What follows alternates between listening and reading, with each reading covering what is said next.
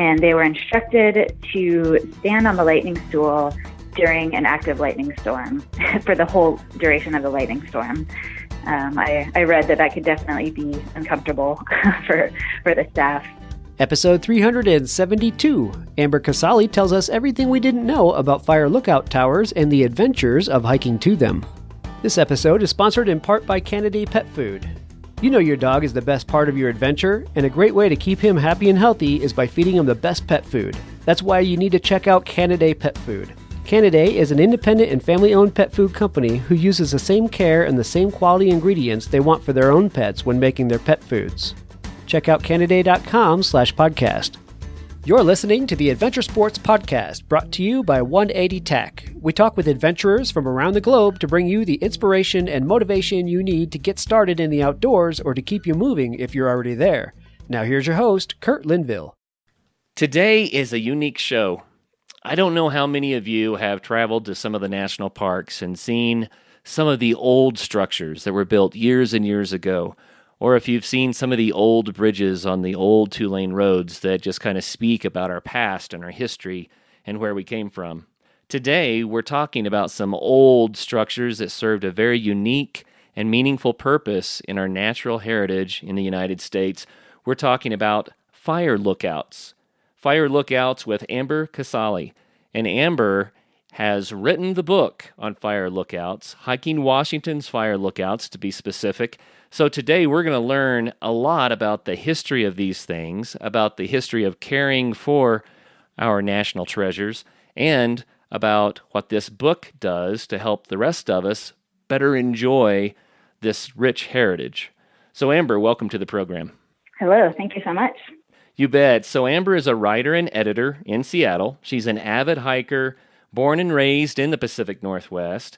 And this is our first hiking guide, so how exciting. Congratulations, Amber. So, Amber, I wanted first to kind of talk about what fire lookouts are, what fire lookouts were, and some of the heritage that we share as nature lovers and citizens of the United States that is related to these fire lookouts. I don't know how many people these days are really aware of the critical role that these played historically.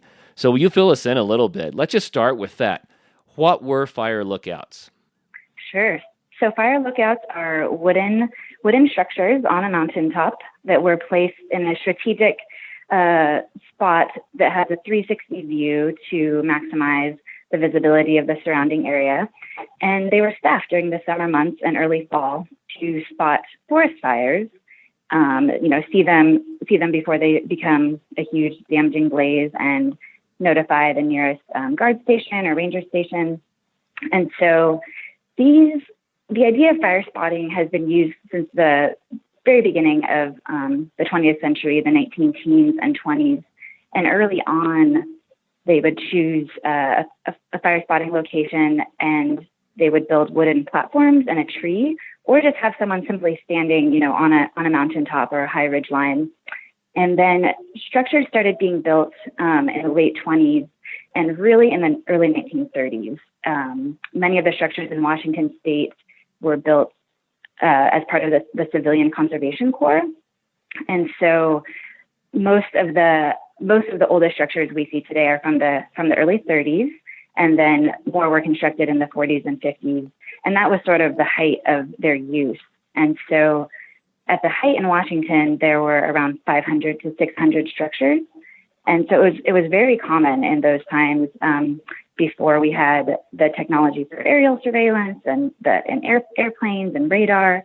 And so it was just human power of a person living up in this beautiful, remote mountaintop area, diligently watching for fires during the whole fire season.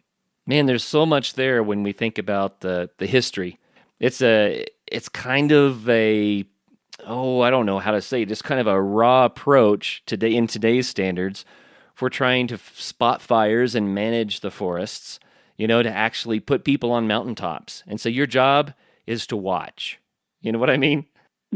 Yeah, absolutely. And it's an important job. And like you said, it's so raw, and it really was very effective, because when you live somewhere, when when that 360-degree view becomes your backyard or your front yard for several months at a time, you get to know it really well. And so they had a regular, routine or schedule of how they would do the sweep every 2 hours and what they would look for. But it was actually very effective. They were able to see any changes in the landscape very quickly.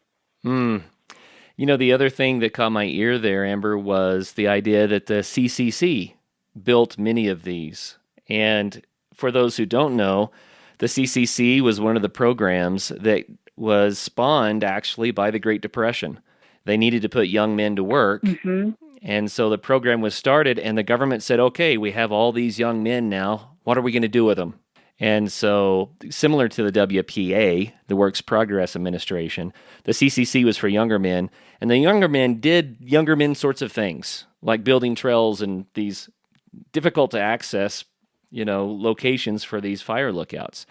So it's kind of neat because those programs helped to lift, at least historically people believe they helped to lift the United States out of the Great Depression, but in so doing, they created a lot of infrastructure for the United States that helped with forest management.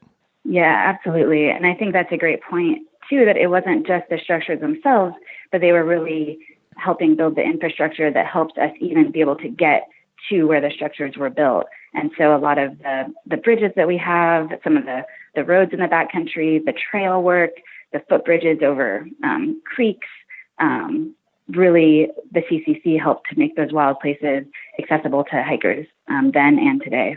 I think it's really neat. It's kind of a rich history. And I also think it's neat because if you wanted to go visit one of these historical locations and kind of get a feel for what it may have been like to participate in one of these fire watch programs, that means you're going on a hike to a place where you have a great view.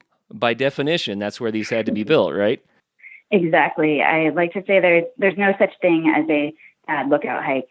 It has, all the benefits of what I love about hiking. You have a great workout. They're in high locations. You usually get, at least some good exercise, a varying length.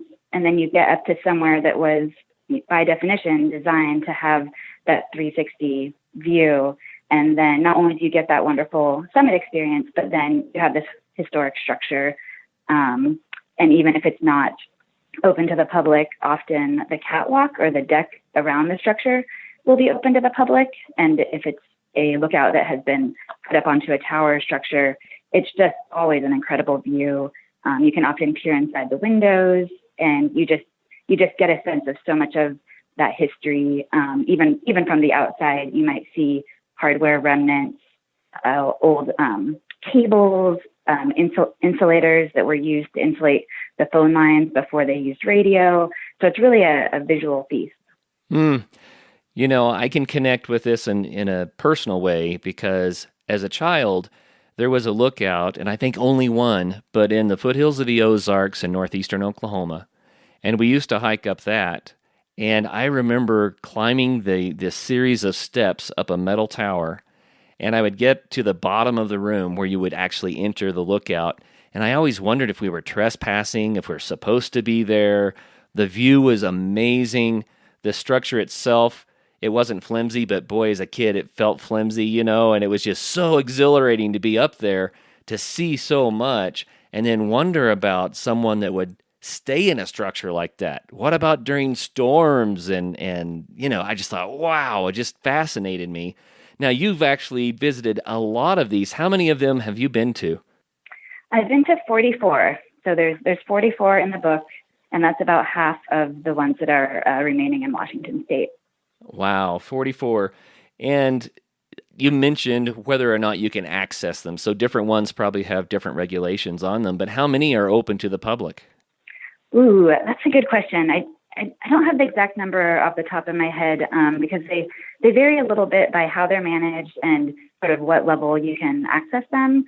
So like I said, some of them, the deck is unlocked. You get this great view, but the lookout itself is locked. And then depending on if that lookout, some lookouts are used as needed. So for example, in the Park Service, here in Washington, we have Mount Rainier National Park and the North Cascades National Park.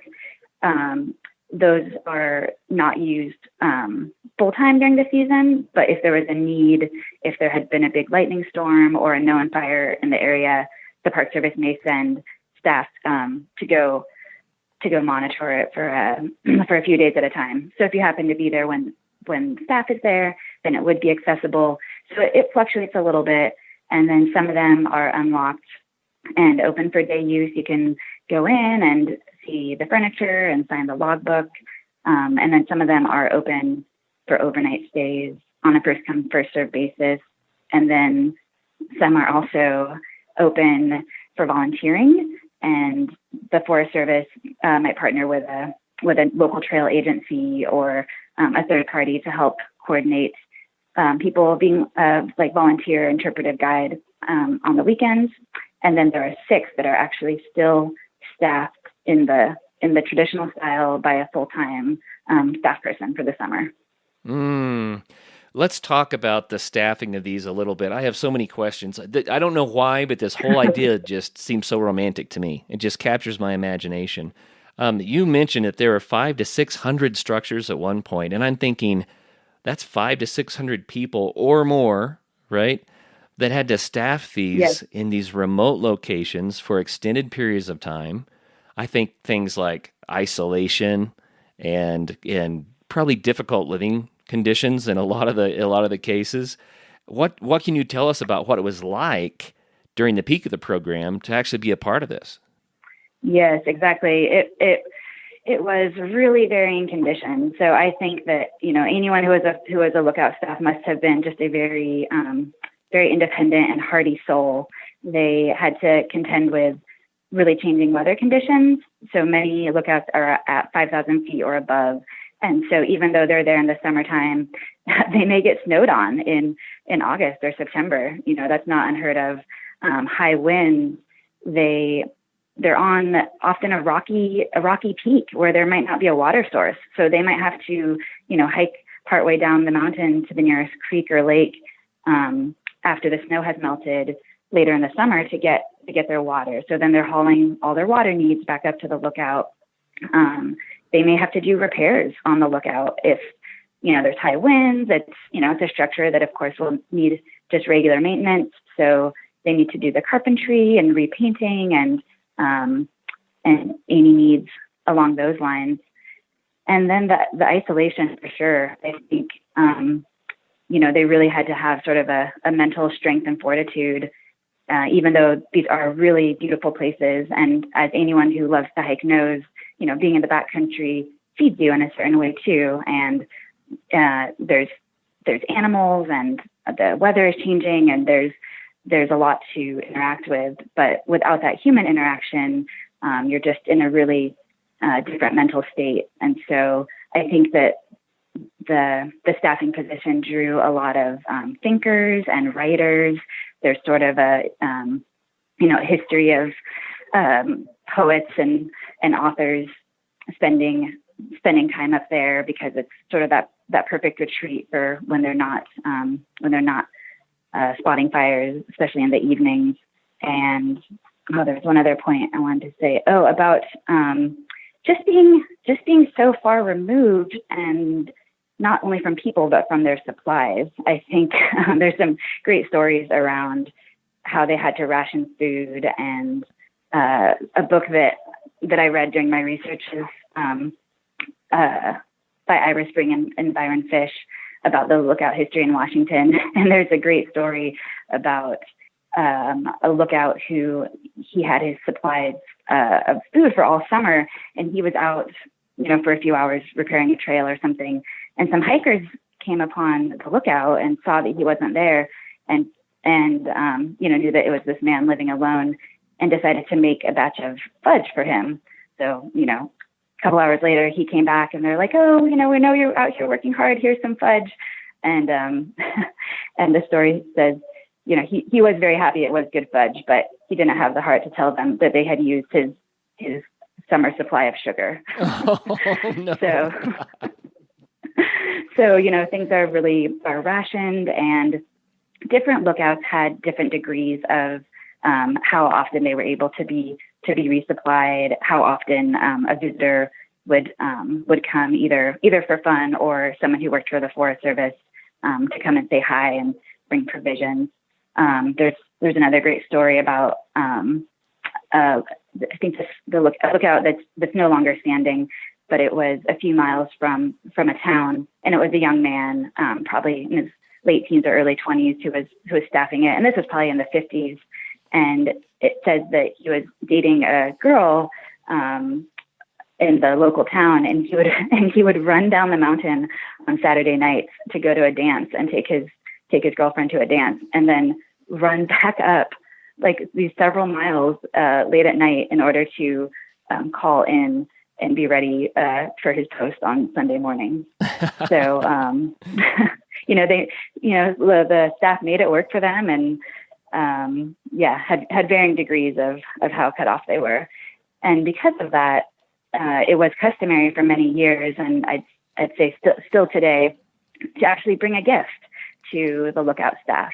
Because if you're a hiker going there, you know that this staff person might not leave the lookout all summer. And so it's customary to bring them something that they wouldn't be able to get easily. So, a dessert or fresh fruits and vegetables, anything that would be a nice treat for them as a way to ease their isolation and say thank you. Check out bikeparts.com for all your cycling gear. They have a wide selection of over 60,000 bike parts and accessories. You can find everything you need, including tires, chains, tools, frame bags, cycling apparel, and even complete bicycles. They've got established brands like Shimano, SRAM, and Campagnolo, as well as the latest and greatest products from brands like Wolftooth, Physic, Zip, and Raceface. Need suggestions or have a question about what fits your bike? Their knowledgeable staff will answer any questions and get you rolling as quickly as possible. If you're in the great state of Colorado, stop by their full-service bike shop, Peak Cycles in downtown Golden. Check out bikeparts.com. Do you know what their schedule was like, their daily routine?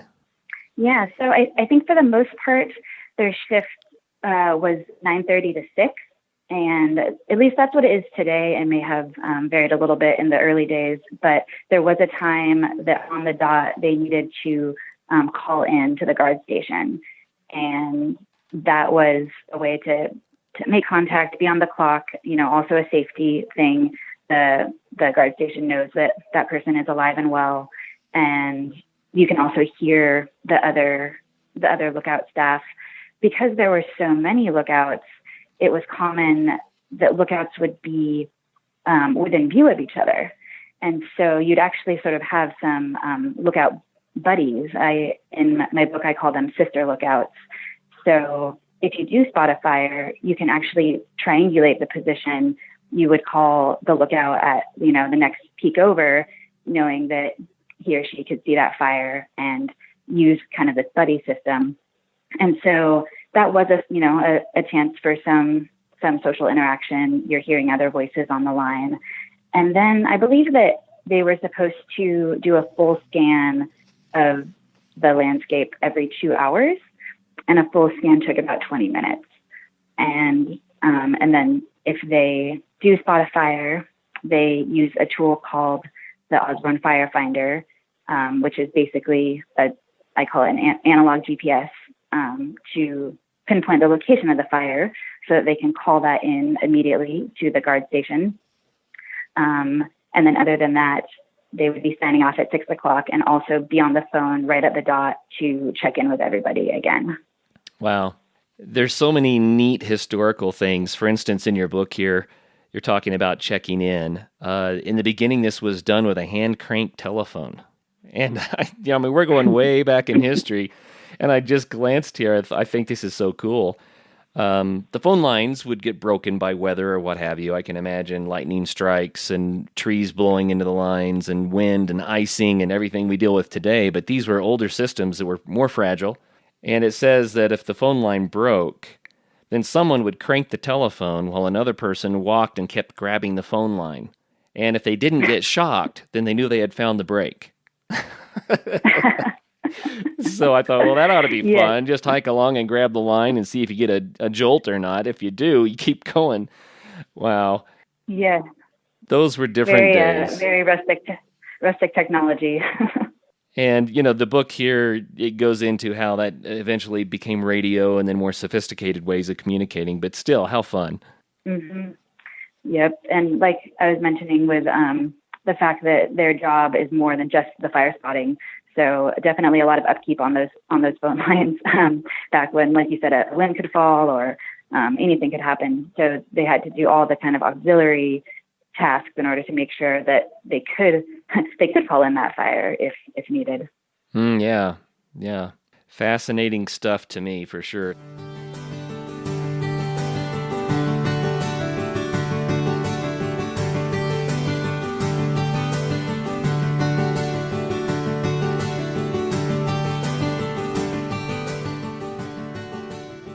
So what about current day?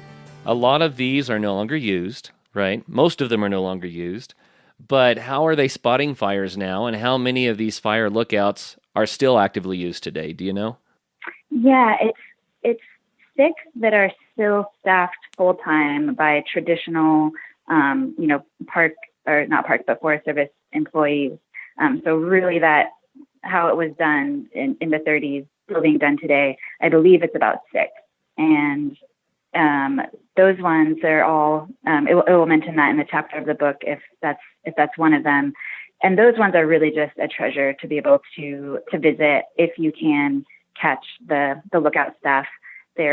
Everyone I've met was just very friendly, very willing to talk about their experience and show the firefinder and how it works, talk about the building, show historic photographs if they had them there. One of them at Alpine Lookout has a cooler, like a chest cooler, with old photographs in it, and they're kept in the cooler, I think, to help preserve the not let too much moisture get to the photographs.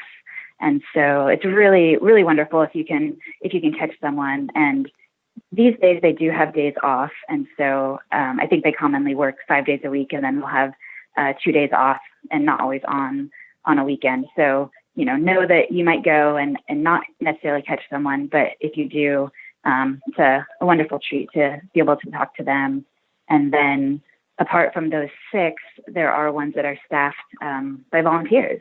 And if that's something that interests you, you can contact the appropriate agency and sign up to actually be a volunteer lookout for just for the weekend. Those are usually 1 or 2 day shifts that where a citizen has a chance to be back there, to stay on the lookout, and maybe not necessarily spot fires, but to be a backcountry presence and to sort of provide that point of contact for hikers and visitors to the lookout. Well, that sounds very fun. I could imagine, like you mentioned, it was a great place for writers to be. I can imagine if someone like yourself, who is a writer, I think it'd be so fun to go do that and just to have that quiet and that view. And to me, that would be inspiring, Absolutely. I would love to be able to just spend a summer up in one of those writing here in Washington State. The more well-known ones are Desolation Peak, where Jack Kerouac was staff for one summer and wrote about it in a couple books, and then Gary Snyder. And I think it really is that extended time and that just that different state of mind that you're able to get into, and the knowing of a place. I think there's so much value with having that really sort of intimate time to be in one location. And as much as I love hiking, but by definition, you're constantly moving. And even today, if you can't spend a summer, even if you don't spend the night, the lookouts are just wonderful places to even just sit on the deck and, spend a few hours contemplating or doing your own writing. And that's one thing I would remind folks. And this was something I found constantly doing my research, was that I really did need a little more time for lookout hikes than I might for other hikes, because it's somewhere that you really just want time to soak in the summit, soak in the lookout, and enjoy spending a little bit of time there. I want to come back to the specifics about this style of a hike, because I think there's some unique things about it. But before we go there, will you tell us a story about one of your experiences hiking to one of these lookouts? Maybe it's your first one, or maybe it was one that was just particularly impactful. But just give us the story of what it was like for you. Sure. Let's see. Oh, good question. Oh, so many. Well, I'd say one of my more dramatic experiences was hiking to Three Fingers Lookout that's outside Granite Falls in Washington, sort of north central Cascades. And that one, the Forest Service road is closed for 9 miles before you get to the trailhead. And so, just getting to the trailhead is a bit of an extra haul. You really have to want to get there. So it's close to cars, so you can either backpack in those extra 9 miles each way, which is, significant mileage. And so many people decide to bike in. So, a friend and I biked in with our backpacks on, locked our bikes to a tree near the trailhead, and then hiked in. And it's just a beautiful, beautiful hike in. It was in the fall, early fall. So, we were able to do some mushroom foraging, and it was just a beautiful location. And you get up to a gap, a tin can gap, the point where you can first spot the lookout, and it is just on this this very precarious, tiny summit. It's like a spire that you can't believe that that a structure is built on there, and there's a permanent snowfield that you have to cross in order to get to the base of the lookout. Or if the snow is melted out enough, it's a little bit of a rock scramble. So just physically, it was really, it was a lot of work. It was a really solid day. We were getting there toward the end of the day and planning to spend the night. And the final stretch of getting to the lookout is first a little bit of a ledge that drops off about 1,500 feet to the glacier below. And it's a wide ledge, but it's still like, you don't want to misstep. And then you get to 3 wooden ladders. And these are original ladders from the 30s that are bolted into the vertical rock.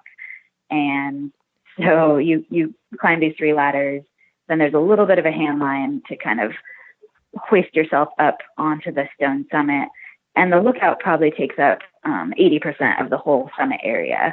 You actually can't even walk around the side of the lookout to get to the back of it. You come up on the front, and if you want to get to the back, you have to go through the building because the edge of the lookout is flush with the summit. And this one was the only one that would possibly require technical skills with the snowfield. We did bring an ice axe and crampons, and this one is definitely not a typical hike in the book. The other hikes are more straight walk-ups, but this one really stands out to me because, the harder you work for something, the greater the reward. And so we got up there at the very end of the day, and there were 4 other people, two groups of 2 already there who were planning to stay the night. And it's just a stunning spot. And it was a clear evening, and this really wonderful sense of camaraderie and of everyone being really happy to be there. And, we start cooking dinner and just everyone sharing food. And one of them had made they were also mushroom foragers. They had made a chanterelle, homemade sauce that they make and freeze and then bring backpacking. They had this amazing sauce for their pasta, and we're sharing chocolate, and just a really warm and wonderful evening. And a lot of these lookouts that are open for overnights will have some books in there, some photos on the wall. They'll have some games. So that was just a really wonderful experience that stands out. And at the same time, it was it was very, very windy. One of the shutters blew closed in the middle of the night that had been propped open, and we all just, sat bolt upright praying that, the guy wires keep holding the structure into this tiny rock pinnacle. So it was a little bit harrowing. A couple of the guys went out and latched down the shutter, but that one will definitely stand out to me. Well, I'm glad you brought that up. One of the thoughts that I keep having about this is, if a person were there alone for weeks at a time and they encounter all kinds of weather, then they're going to have to manage all of those sorts of situations alone. And there are going to be a lot of them, I would expect, where the surprise happens in the middle of the night or even in the middle of the day, and you have to take care of it. So I just think, well, and that reminds me, I looked in your book here, the lightning stools. That's fascinating. Tell us what those are.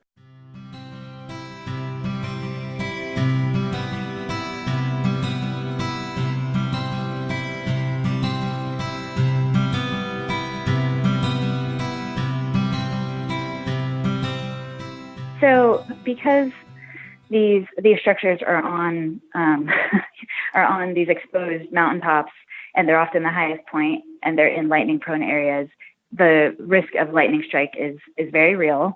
And so, of course, the Forest Service wants to do whatever they can to help ensure the safety of the staff there. So all the lookouts were grounded for lightning. So they have wires going down into the ground, buried into the ground to draw the lightning away from the building if it were to be struck. And so, in addition to that, though, every building needed to have some piece of furniture that was insulated from the lookout ground in case it got struck by lightning to further stop any transfer to the person. So every lookout had what was called a lightning stool, and it's just a small, maybe barely a foot wide, low to the ground stool with 4 little feet. And they'd have glass, almost like little booties, these glass insulator cups on the bottom. And they were instructed to stand on the lightning stool during an active lightning storm for the whole duration of the lightning storm. So I read that could definitely be uncomfortable for the staff. It's a tiny stool, and often, lightning could be in the middle of the night. Maybe you just want to lay down and go to sleep, but you need to stand on your stool at 4 a.m.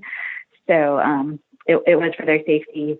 And there's often also a chair that would have inflated feet on it as well. That's amazing. It reminds me of the punishment that back in those days a lot of school children had, where they had to go stand in the corner, And I think, oh, great. Just to make matters worse, you have to just stand in the middle of the night when you'd rather be sleeping on top of your lightning stool. But anyway, I think it would have to take an awful lot of fortitude to staff one of these locations. I really do. Absolutely.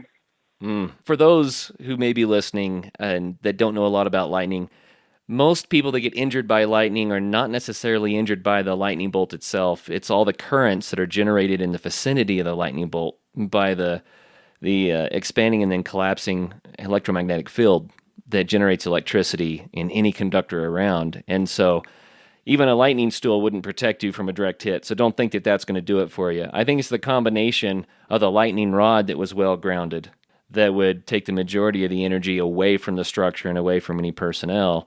And then the secondary currents that are generated, maybe those could be absorbed or insulated by something like the lightning stool.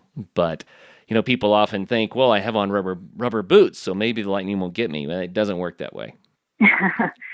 Yeah. So. And I didn't talk extensively with the lookout staff about their experience with lightning strikes, but I know that it does happen. And one of the lookout staff told me that he had been in a lookout when it was struck, and he wasn't harmed. Everything was fine, but he did say it smells like sulfur. Yeah, that's kind of wild. I wonder why. Yeah. I can certainly understand the ozone smell. I've smelled that plenty of times backpacking in a storm, but the sulfur, it must be that it interacted with the rock on the mountaintop. Yeah, something like that. Wow. Wild. Dogs make the best partners for outdoor adventures. Good food keeps your dog happy and healthy for those big days. So feed your pets Caniday. Canaday is an independent and family-owned pet food company who uses the same care and the same quality ingredients they want for their own pets when making their pet foods. In keeping with their commitment to pets and their people, Canaday has taken the first steps at Canaday Farms to getting involved in growing the ingredients that they use. Go to canaday.com/podcast to try Canaday for free by requesting a free sample, and you'll get other special offers too.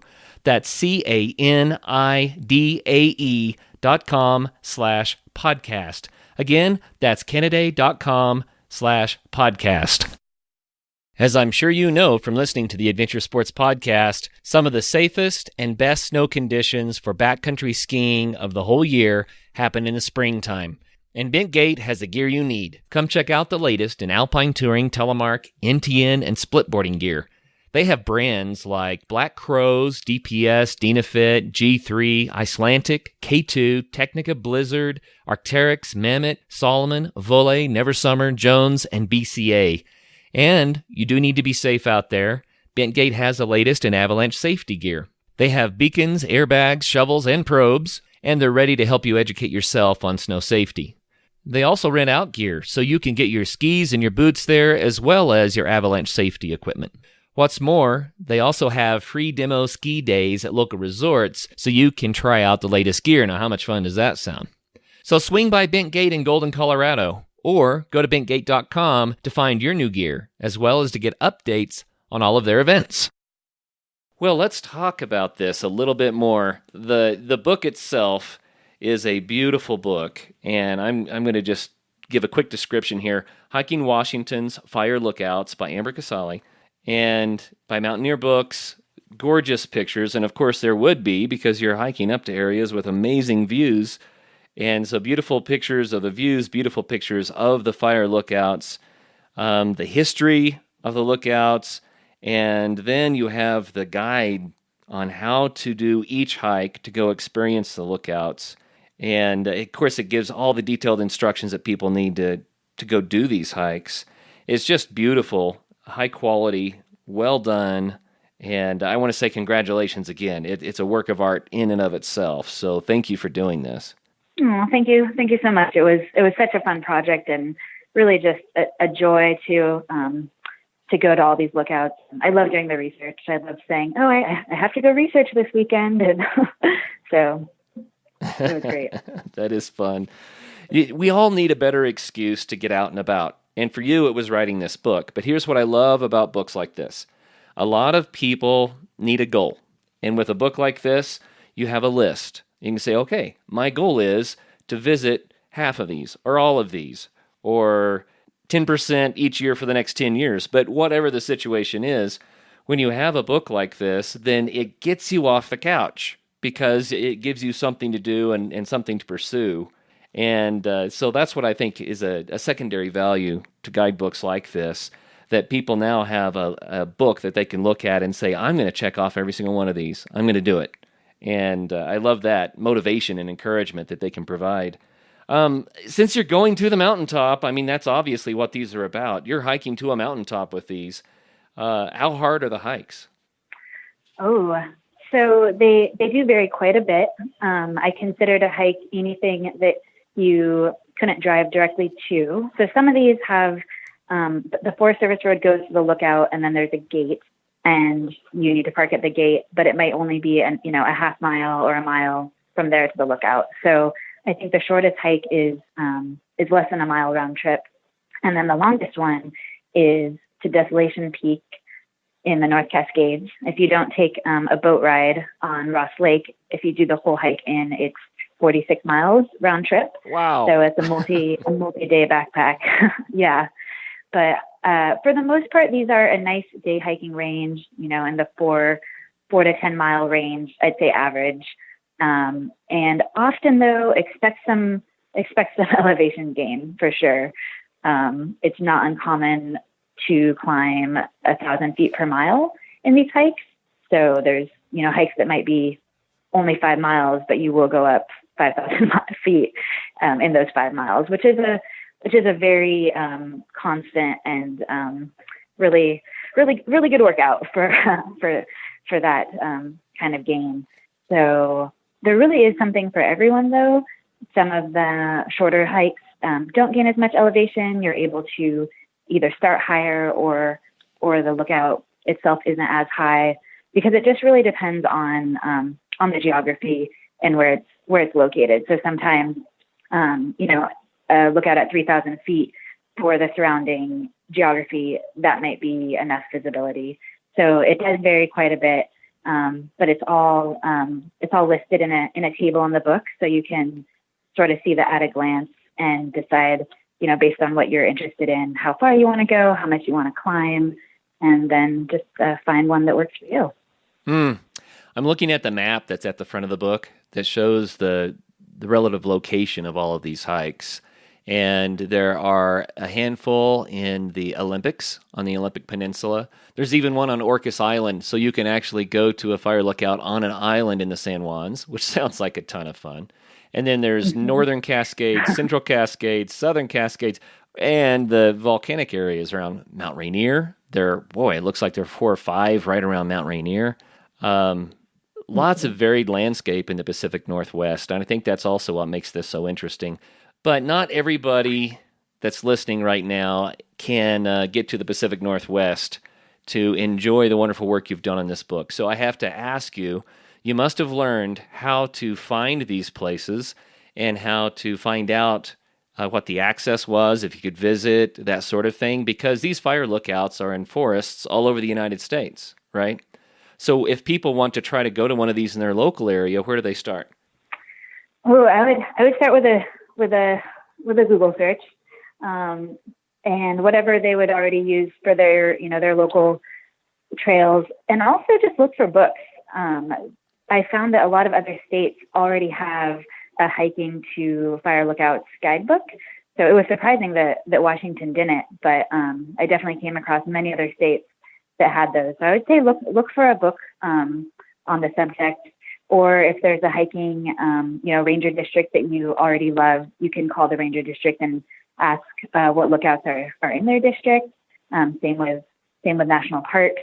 And then I also love just looking at maps, and many maps, they'll be labeled. And so if I'm, say visiting a friend in a different part of the state or want to go to a different area, I'll often just look at the map and look to see if there is a lookout in that area. And then from there, get more details on the trail and look up that specific trail.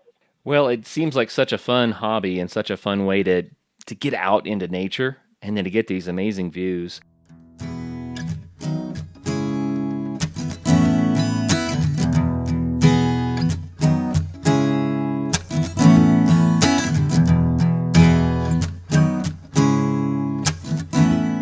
Do you have one of these in Washington that is one of your favorites? I don't like to ask people for the very favorite because that's so hard to figure out. But tell us about one of your favorites. I really love one called Alpine Lookout, and that is on the eastern slope of the Cascades, over Highway 2, Stevens Pass. You come down onto the east side before Leavenworth is a major town.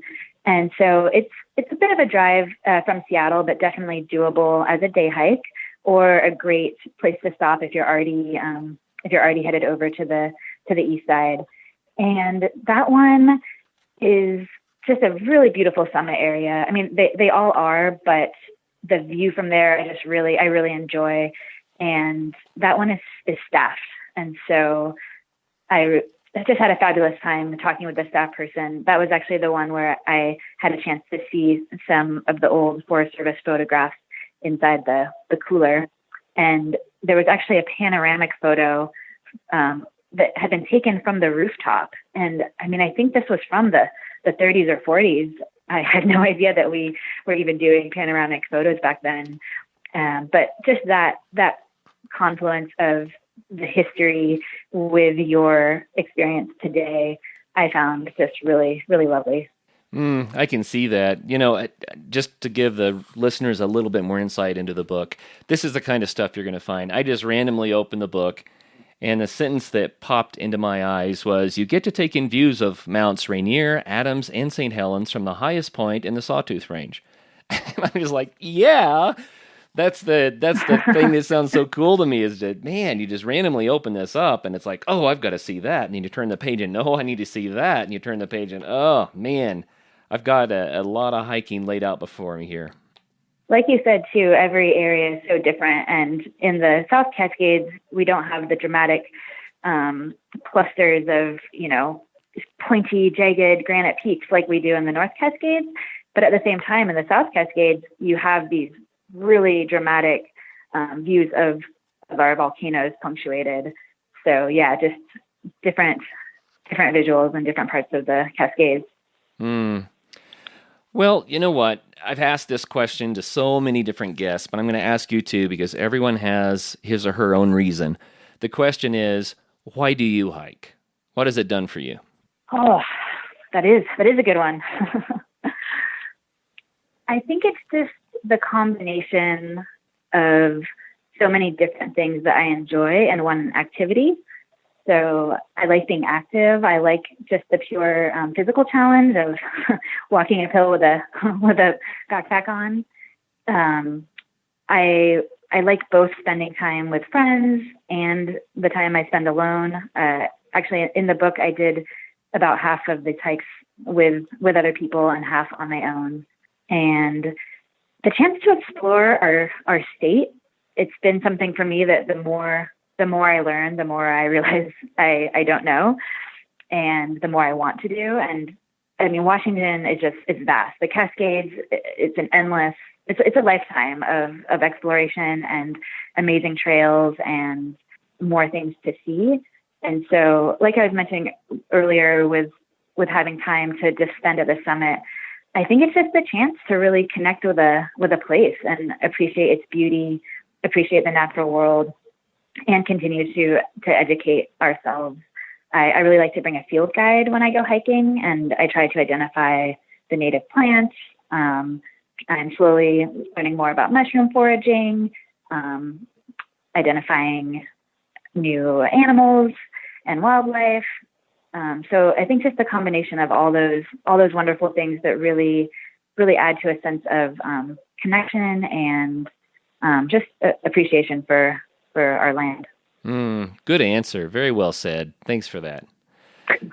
Well, where can people get a copy of the book? Everyone's going to be chomping at the bit now. Yeah, it should be available in major bookstores like Barnes & Noble, REI, and online. It's available directly through the publisher, Mountaineers Books, also IndieBound, Amazon. So, and if there's somewhere that you want to see the book and it's not, you can let the Mountaineers know, let me know through my website. It's ambercasali.com. We definitely want to make it accessible for people in smaller, maybe in smaller cities also. Wonderful. And is the book already out? It comes out on May 1st. On May 1st. So our episode will air, a couple of weeks from now, probably, maybe a little bit sooner than that. And so that means for the listeners, the book is there. You can jump online or go to a local bookstore and get a copy today. So that's fantastic. And I love the website, by the way. I'm just kind of looking at your photo gallery and stuff like that. That's ambercasali.com, and that's Casali. So ambercasali.com.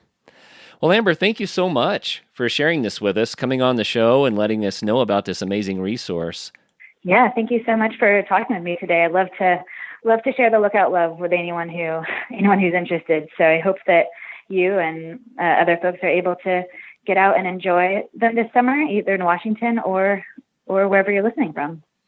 Thank you. So many things to do and so little time, but maybe this is going to be someone else's thing, like it has been yours, Amber. I hope so. Yeah, it's just a beautiful book. Beautiful book. And to all the listeners out there, as always, make sure that until the next show, do find your thing. Get a copy of this book. It's worth having even if you never take a hike. But get out there somehow and have some fun. All right. Well, thanks for listening to today's episode with Amber Casali. There were a lot of things in that interview that I did not know about fire towers, and I thought it was quite interesting. I hope you did too. As always, please do us a favor and consider becoming a patron to help the show. You can visit us at patreon.com/adventuresportspodcast. Until the next episode, guys, get out there and have some fun.